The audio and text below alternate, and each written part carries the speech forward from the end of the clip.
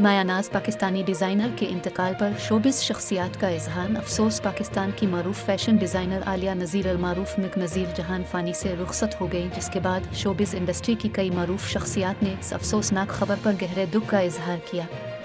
आलिया नज़ीर के इंतकाल की तस्दीक मकबूल सोशल मीडिया साइट के एडिटर और पब्लिशर राहिल राव ने इंस्टाग्राम अकाउंट के ज़रिए की। उन्होंने मरहूमा की तस्वीर शेयर की और बताया कि निकी अब इस दुनिया में नहीं रही। राहिल राव ने पोस्ट में लिखा कि मेरी पुरानी दोस्त निकी नज़ीर के इंतकाल की खबर सुनकर बहुत अफसोस हुआ। निकी न सिर्फ मेहरबान थी बल्कि बहुत अच्छी दोस्त भी थी। हमारी एक दूसरे के साथ यादें बहुत अनमोल हैं, उनकी जगह कोई नहीं ले सकता।